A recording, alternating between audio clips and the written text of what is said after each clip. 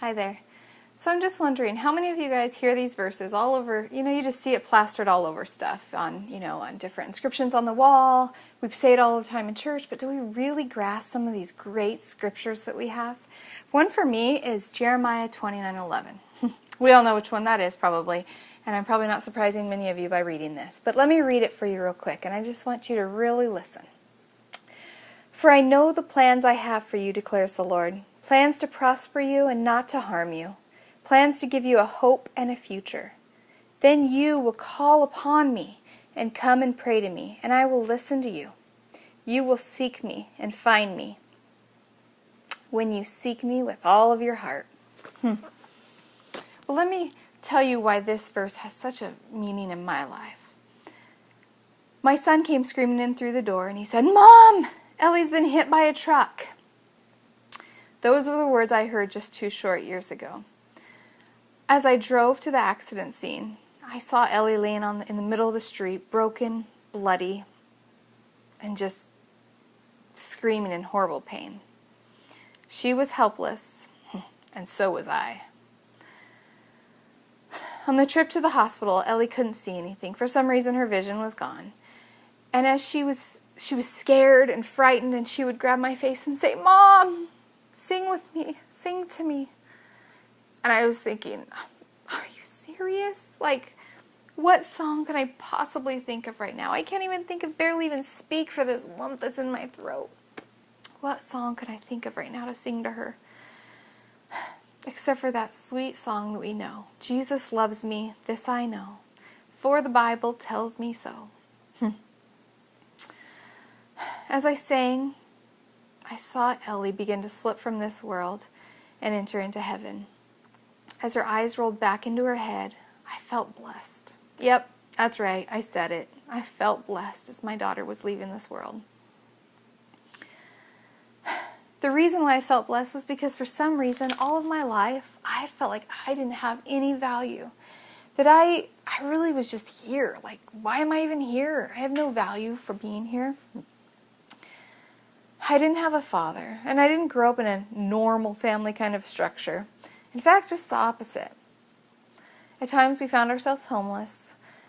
We were really lucky that, at different times people let us live in their house. And, I'm not saying my whole childhood was terrible because, man, it wasn't. We had great times of joy.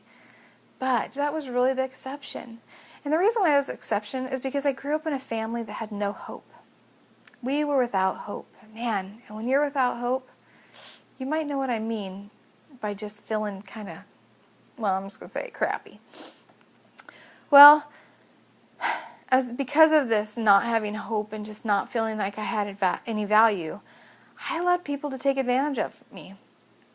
I bought into their lies that I didn't have a purpose. I bought into their lies that I was just here, like, just do what you want. You have no value. I bought into what people tried to say. Now, I've been married for 14 years to a pretty awesome guy, if I do say so myself. And, daily he tells me he loves me. And he reminds me that I'm his. I'm all his. And I know that he's mine. And, together we have 5 amazing kids, if I do say so myself. They're pretty awesome. But, even with all that, I could never imagine that God wanted to use me, Nicole House, for his purposes.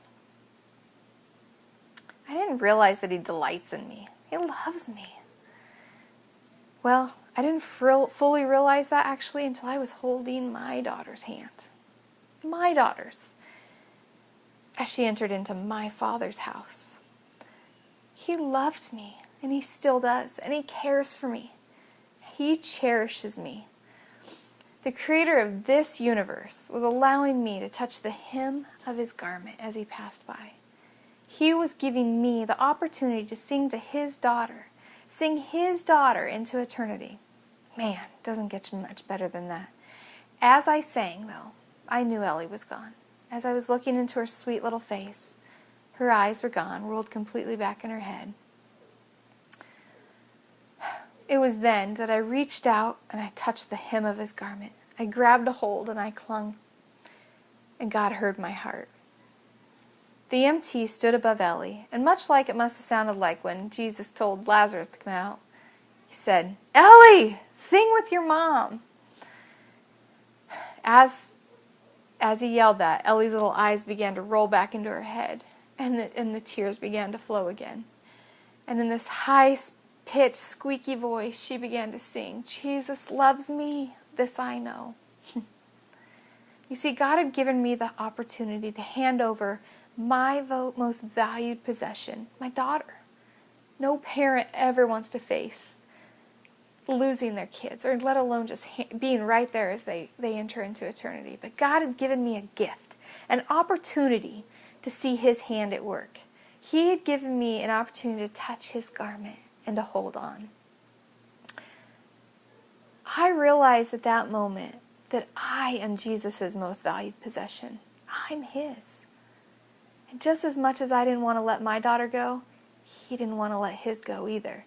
He wanted me to hold on, just like Ellie was holding on to my hand. He wanted me to cling and say, "Daddy, I need you." I realized at that moment that I have purpose, that He delights in me. In that ambulance, He reminded me that He's always been holding my hand.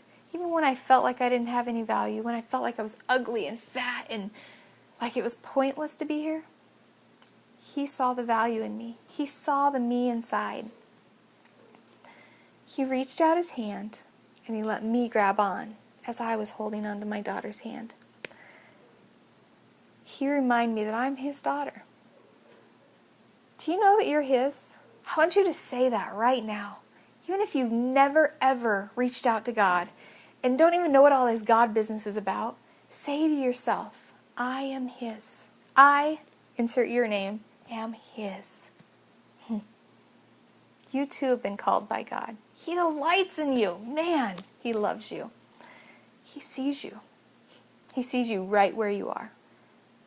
Will you grab a hold of that hem of His garment? Will you cling on for dear life?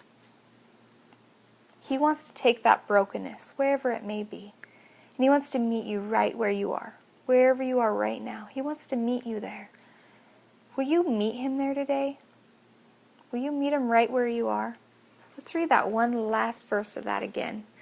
We always know that He knows the plans He has for us, declares the Lord. But did we read that last part? Verse 12 goes on to say, "Then you will call upon me. You'll come and pray to me, and I'll listen to you. And you will be found by me." Wow, we have to call upon Him. Will you do it today? Will you just reach that spot in your life where you say, "You've been reaching your hand, and I just need to grab a hold of it." Will you grab a hold of His hand right now?